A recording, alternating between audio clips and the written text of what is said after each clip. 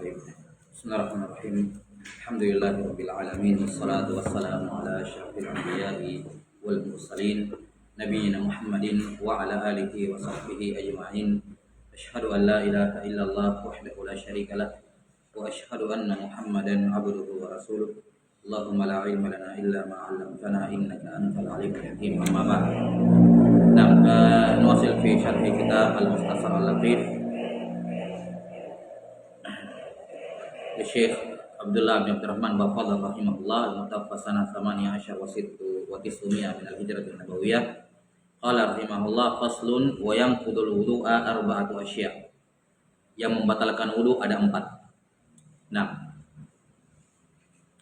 telah berlalu pembatal wudu yang pertama dan yang kedua. Al-awwal al-khariju minal qubuli awid dubur. Semua yang keluar dari kubul dan dubur. Semua yang keluar dari kubul dan dubur. Nah, apapun yang keluar tersebut. Dan sudah kita sebutkan bahwa ibarat yang lebih pas kalau dikatakan khuruju syai'im minal qubuli wad dubur. Al-khuruj, enggak dikatakan al-kharij. As-sani, pembatal wudu yang kedua adalah zawalul aqli binaumin aw ghairi. Hilangnya akal, hilangnya kesadaran baik dengan tidur atau selain tidur, atau yang lebih berat dibandingkan tidur, seperti pingsan, mabuk, gila dan semacamnya. Ini semua membatalkan wudu karena hilangnya kesadaran. Kecuali illa nauma qa'idin mumakkinin maq'adatahu minal ard. Kecuali yakni yang tidak membatalkan wudu adalah tidur dalam posisi duduk. Qa'id. Tidur dalam posisi yang lain membatalkan wudu. Mau sujud, mau berdiri, mau ruku, ya, semuanya apa? Membatalkan wudu. Kemudian tidak semua duduk. Tidur duduk yang tidak batal wudunya. Kalau duduknya itu makin maka adatah dia merapatkan panggulnya, pantatnya minal ard, di tanah, yakni di tempat duduknya, di lantai atau di kursi. Dalam artian tidak ada space, tidak ada jarak antara lubang duburnya, ya, atau panggulnya dengan apa? Dengan tempat duduknya. Nah, ini juga sudah dijelaskan sebelumnya. Dan disebutkan bahwa tanda seorang dikatakan tidur adalah kalau bermimpi. Kapan sudah bermimpi, maka berarti dia tidur. Sekarang yang ketiga, as-salis iltiqa'u basyaratai rajulin wa imra'atin kabiraini ajnabiyain. Pembatal wudu yang ketiga adalah iltiqa', bersentuhannya, bertemunya. Basyaratai, dua kulit. Kulitnya siapa? Rajulin wa imra'ah. Kulitnya laki-laki dan kulitnya perempuan. Di mana dua-duanya, laki-laki dan perempuan ini kabirain, sudah sama-sama dewasa, sudah sama-sama apa? Kalau orang bilang mungkin istilahnya sekarang sudah puber walaupun belum balik. Sudah punya kecenderungan dengan lawan jenis. Sudah punya ketertarikan dengan lawan jenis, kabirain. Ajnabiyain yakni tidak ada hubungan mahram antara si laki-laki sama si perempuan tersebut. Ini pembatal wudu yang ketiga. Baik. Bersentuhan. Ya, bersentuhan. Artinya kalau tidak bersentuhan maka tidak batal. Yang dimaksud dengan iltiqa di sini adalah disebutkan di sini basyaratai. Atau yang dimaksud dengan iltiqa di sini bersentuhan secara langsung. Ya. Bersentuhan secara langsung. Adapun kalau sentuhannya dengan menggunakan hail, pelapis, maka tidak membatalkan wudu. Walaupun pelapisnya transparan, walaupun pelapisnya tipis. Kapan terjadi persentuhan laki-laki dengan perempuan yang bukan mahram, tapi ada pelapis, maka tidak batal wudunya. Walaupun pelapisnya tipis, seperti misalnya sarung tangan plastik, ya, transparan, maka ini tidak batal wudunya. Baik, ini mana iltiqa? Iltiqa yakni bertemu tanpa ada pelapis, bersentuhan tanpa ada pelapis. Kemudian basyaratai, kulit. Nah, kulit ya jelas ya, yang mana yang dimaksud dengan kulit. Cuman di sini para fuqaha rahimahullah mendefinisikan basyaratai beda dengan definisi basyarah di mandi junub seperti yang akan diterangkan nanti dalam syarat insyaallah. Tapi yang jelas bukan termasuk dalam kategori basyarah seperti kata Nawawi rahimahullah. apa? Asin, gigi. Ya. Asy'ar, rambut. Taib, dan juga al-dhufur, kuku. Ini bukan termasuk kulit dalam bab ini. Jelas ya? Jadi rambut, gigi, dan kuku itu bukan masuk dalam kategori kulit. Makanya kalau terjadi tersentuhan pada 3 anggota ini, maka tidak batal wudu. Misalnya rambut dengan rambut, atau misalnya kuku dengan kuku, ya, gigi dengan gigi, ini tidak batal wudunya. Atau kulit dengan rambut, habis wudu nyentuh rambut. Jelas ya? Perempuan yang bukan mahramnya nyentuh, tapi dia memang kulit, tapi ketemunya di sana apa? Rambut. Maka ini juga tidak membatalkan. Jelas ya? Jadi 3 ini bukan termasuk kulit dalam bab pembatal wudu ini. Yaitu apa tadi? Rambut, 1, kedua gigi, yang ketiga kuku. Selain daripada 3 ini, secara umum akan diterangkan nanti di syarah insyaallah. Selain dari 3 ini membatalkan, yaitu kalau kulit, ya, yang lain, pokoknya selain dari 3 ini.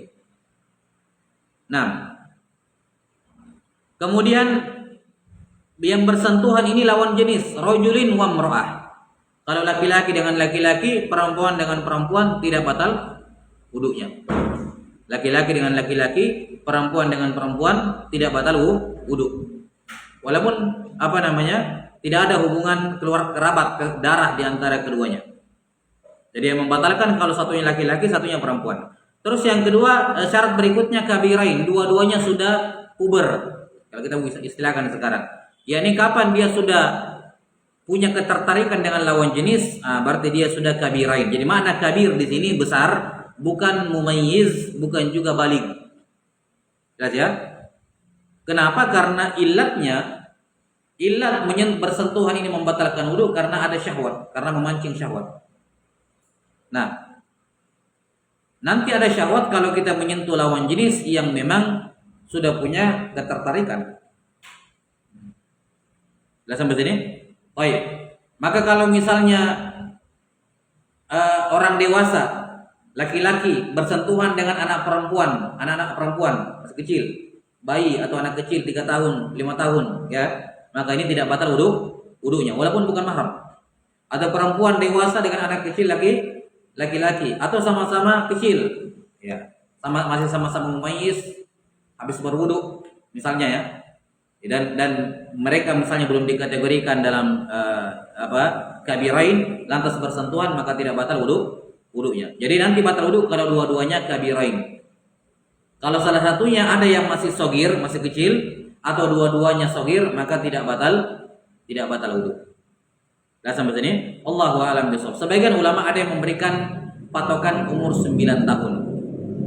Kenapa umur 9 tahun? Karena di usia 9 tahun inilah paling cepat darah haid bisa keluar. Demikian pula mani paling cepat keluarnya, yakni mani yang mu'tabar sebagai tanda balik, ya. Sebagian memberikan patokan 9 tahun. Tapi wallahu a'lam bishawab, yang lebih tepat di sini dalam patokan besar adalah tadi, kalau ada seorang lihat lawan jenis perempuan, terus dia misalnya misalnya perempuan lihat laki-laki, terus ada kecenderungan suka kepada lawan jenis, maka si anak perempuan ini sudah dikatakan kabir, sudah batal wudunya kalau bersentuhan dengan laki-laki yang dewasa, walaupun dia belum balik, walaupun dia masih umur 10 tahun, mungkin 8 tahun malah, ya. Kalau dia lihat laki-laki misalnya, terus dia punya ketertarikan, ini berarti sudah kabir. Demikian pula laki-laki, ya. Jadi patokannya kalau perempuan dikatakan kabir kalau dia sudah punya al-mail, kecenderungan kepada lawan jenis. Sementara laki-laki dianggap kabir kalau dia melihat perempuan, kemudian misalnya kemaluannya berdiri, walaupun dia belum balik, dia belum mumayyiz sekalipun, kalau itu terjadi maka sudah dianggap kabir. Paham ya? Sudah batal wudunya kalau sentuhan dengan perempuan yang sejenis tadi. Jadi tidak diberikan patokan dengan umur. Kemudian syarat berikutnya ajnabiyain, tidak ada hubungan mahram antara keduanya. Jadi kalau mahram sentuhan tidak batal wudu walaupun sama-sama besar. Walaupun sama-sama besar, ya beda-beda jenis kelamin tidak batal wudu. Seperti misalnya ayah dengan anak perempuannya, ya kan? Habis wudu dua-duanya besar, sudah besar anak perempuannya, sentuhan tidak batal wudunya. Ibu dengan anak laki-lakinya, saudara dengan saudarinya, kan begitu. Ya. Ini tidak membatalkan wudu. Atau misalnya seorang dengan mertuanya, seorang perempuan dengan bapak mertuanya, seorang laki-laki dengan ibu mertuanya, seorang dengan saudara susuannya. Ini semua mahram tidak membatalkan wudu. Kalau keduanya bukan mahram maka batal wudunya. Misalnya seorang sentuhan dengan sepupunya, laki-laki dengan sepupu perempuan, ini batal wudu. Atau seorang keponakan seorang laki-laki dengan istri pamannya.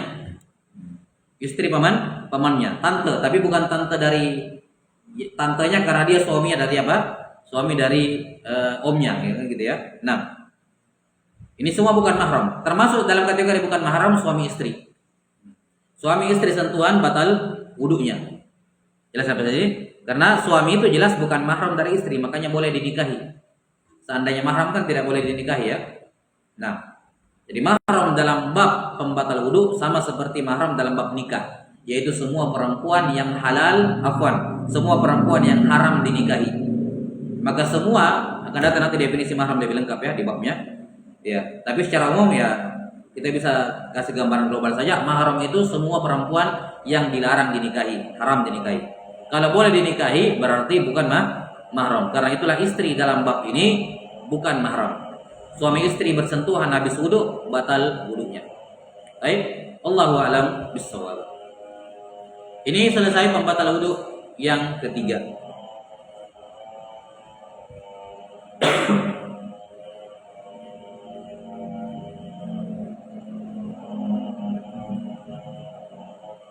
Dan sebab mahram itu ada tiga ya.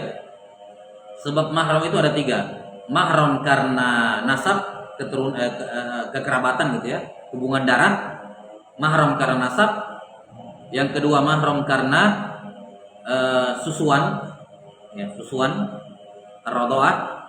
Dan yang ketiga mahram karena al-musaharah, pernikahan. Mahram karena pernikahan. Baik. Mahram karena nasab ada 7. Mahram karena susuan juga ada 7. Dan mahram karena pernikahan ada 4. Totalnya berapa? 18. Ada 18 mahram. Baik. Kaidah umumnya mahram bagi seorang laki-laki ya, semua perempuan yang terdekat dengan dirinya, semua perempuan yang ada di sekitarnya itu adalah mahram kecuali sepupu. Ya. Kalau dia tarik ke atas perempuan, ke bawah perempuan, ke samping perempuan, gitu ya. Ini semua perempuan yang terdekat dengan seorang laki-laki adalah mahramnya kecuali sepupu. Di atas, siapa di atas? Ibu, mahram. Saja, ibu mahram. Ke bawah anak perempuan, cucu perempuan, ke atas ibu, nenek, kan begitu. Samping saudara perempuan, kan begitu. Saudara perempuan. Samping juga siapa? Tante, yakni saudara perempuan dari bapak atau ibu, kan begitu. Ini semua perempuan di sekitarnya adalah mahram kecuali sepupu perempuan, yaitu anak dari om, ya, anak dari paman atau bibi. Ini yang bukan mahram. Karena itu perempuan yang dekat-dekat dengan dirinya, yakni yang masuk dalam ring 1 atau ring 2 gitu ya. Kalau kita katakan seperti itu, semuanya adalah mahram baginya kecuali sepupu. Bagi perempuan juga sama, semua laki-laki di sekitarnya di ring 1 atau ring 2-nya itu adalah mahramnya kecuali sepupu laki-laki. Seperti itu juga. Seorang perempuan, bapaknya, kakeknya, ke bawah anak laki-lakinya, cucu laki-lakinya, ke samping saudara laki-lakinya. Ya, ke samping juga apa? Pamannya. Kan begitu. Paman dari bapak atau paman dari ibu. Nah, ini semua ketika dikatakan saudara, paman itu masuk di dalamnya seayah, seibu, sebapak saja atau seibu saja. Itu masuk semua di situ. Nah, Sekelilingnya adalah mahramnya kecuali apa? Anak dari pamannya, sepupu laki-lakinya. Baik. Ini mahram dalam nasab. Baik, saya insyaallah taala lebih detail terkait dengan masalah mahram pada babun nikah. Yang jelas bersentuhannya kulit dengan kulit, laki-laki dengan perempuan yang sudah puber, kalau kita mau istilahkan begitu ya, ajnabiyain, tidak ada hubungan mahram di antara keduanya, membatalkan wudu. Termasuk bersentuhannya suami dengan istri itu membatalkan wudu. Yang terakhir pembatal wudu yang keempat, ar-rabi' massu qubulil adami au halqati duburihi bi batnir rahati au butunil asabi. Butunil asabi. Massu, menyentuh.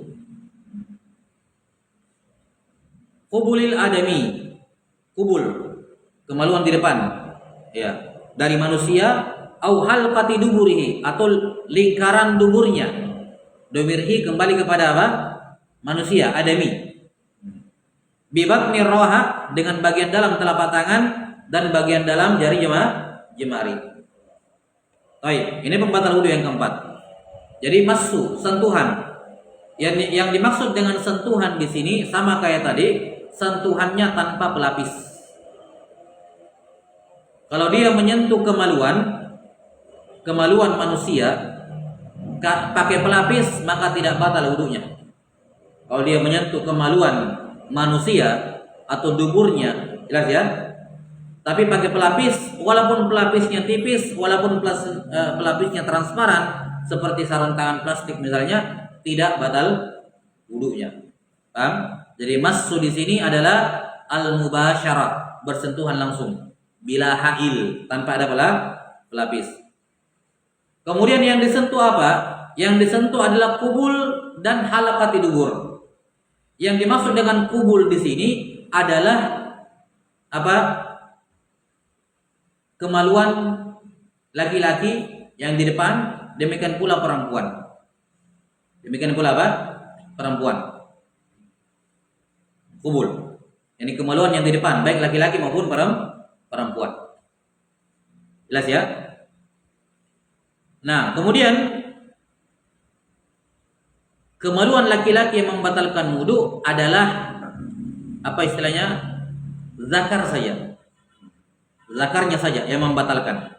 Adapun di sekitarnya tidak membatalkan wudu kalau disentuh. Ya, buat zakarnya, selangkangannya, sekitarnya tidak batal apa? Tidak membatalkan wudu. Jadi yang membatalkan wudu hanyalah zakarnya saja. Sampai sini? Ya, dari pangkalnya sampai ujung ini membatalkan. Adapun sekelilingnya tidak membatalkan wudu kalau disentuh. Paham? Bagi perempuan yang membatalkan wudu kalau disentuh adalah apa namanya? Tepiannya. Tepiannya dan juga bagian yang menonjol darinya. Baik, ini kubul.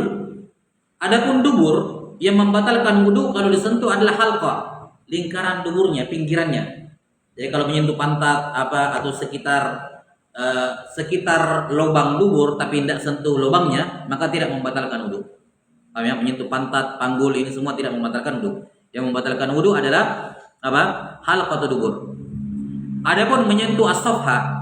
As-safha itu bagian panggul yang kalau kita jongkok terpisah, kalau kita berdiri rapat. Itu namanya apa? Safha. Ini tidak membatalkan wudu kalau disentuh. Jelas ya? Yang kalau kita jongkok terpisah, kalau kita berdiri merapat. Ini namanya safha, safhatain. Ini tidak membatalkan wudu kalau disentuh. Yang membatalkan wudu kalau disentuh adalah halqa, lubang dubur, pinggirannya, sekelilingnya. Paham ya? Sekeliling lubang dubur. Baik. Kemudian dikatakan di sini adami. Nah, ini hukum khusus manusia. Maka menyentuh kemaluan, kubul dan lingkaran dubur dari manusia membatalkan wudu. Manusia. Paham? Mau itu laki-laki, mau itu perempuan, mau itu dewasa, balik ataupun anak bayi sekalipun. Walaupun anak bayi. Ada ibu sudah berwudu, setelah berwudu dia cebok anaknya, dia sentuh kemaluan anaknya, batal wudunya. Paham? Jadi mencakup kemaluan anak bayi sekalipun. Baik itu kemaluan orang lain atau dia menyentuh kemaluan dia sendiri, batal wudunya. Jadi kata al-adami mencakup semua manusia. Paham? Mencakup apa? semua manusia. Nah, jadi manusianya laki-laki atau perempuan, balik atau bahkan anak bayi, kemaluan orang lain yang disentuh atau kemaluan dia sendiri, dia hidup atau mati, masih hidup atau sudah mati yang disentuh. Ini semua membatalkan wudu karena al-adami semua. Kebalikannya, selain adami apa? Hayawan. Menyentuh kemaluan hewan tidak membatalkan wudu. Habis berwudu misalnya apa? Tidak sengaja nyentuh kemaluan kucing. Jelas ya? Sengaja maupun tidak sengaja tidak batal wudunya. Tidak batal wudunya.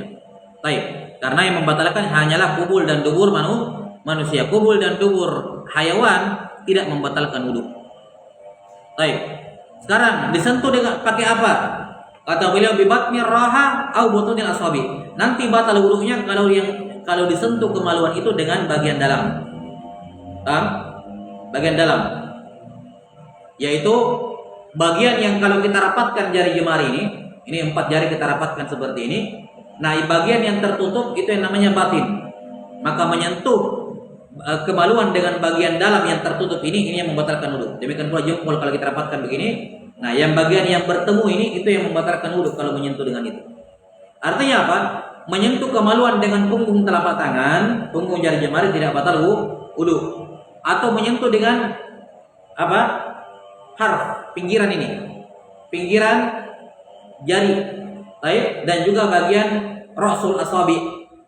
Ujung jari jemari ini juga tidak membatalkan wudu. Paham? Jadi yang membatalkan wudu hanyalah bagian dalam, yaitu yang kalau kita rapatkan, nah itu yang tertutupi. Paham? Artinya apa? Kalau menyentuh kemaluan dengan bagian atas atau di sela-sela atau di belakang, ini semua tidak membatalkan wudu. Atau menyentuh kemaluan dengan siku, ya. Menyentuh kemaluan dengan apa? Paha, dengan kaki, ini tidak membatalkan wudu. Paham sampai sini? Jadi jangan sampai ada yang paham kalau menyentuh kemaluan batal wudu. Terus dia sholat cuma pakai sarung, nggak ada dalaman. Pas dia duduk, disentuh kemaluannya sama betisnya misalnya, ya, batal wudunya. Enggak. Sudah sampai sini? Karena yang membatalkan wudu kalau kemaluan disentuh dengan apa? Ini toh. Sampai sini? Wallahu a'lam bishawab. Akan diterangkan nanti dalilnya dalam syarat biidznillah taala. Jadi ini 4 pembatal wudu. Kemudian sebagai catatan yang perlu diperhatikan terkait dengan 4 pembatal wudu ini adalah bahwa semua pembatal wudu ini kapan terjadi maka membatalkan wudu, sengaja maupun tidak sengaja, atas keinginan sendiri ataupun terpaksa. Sendiri ataupun terpaksa. Baik, wallahu a'lam bishawab. Kemudian kalau kita lihat pembatal wudu yang ketiga dan keempat itu sama-sama menyentuh ya. Sama-sama apa? Menyentuh.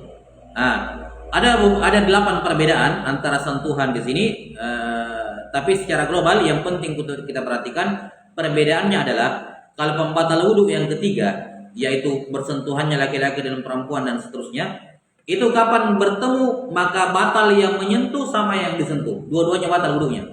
Yang menyentuh sama yang disentuh. Si laki-laki sama si perempuan dua-duanya batal wudunya. Paham?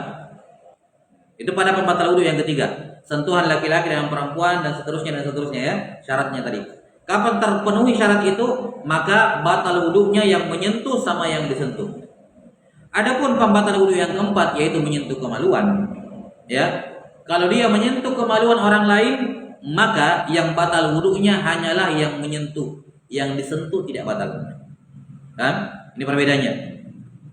Jadi pembatal wudu yang ketiga, yang batal wudunya adalah yang menyentuh sama yang disentuh.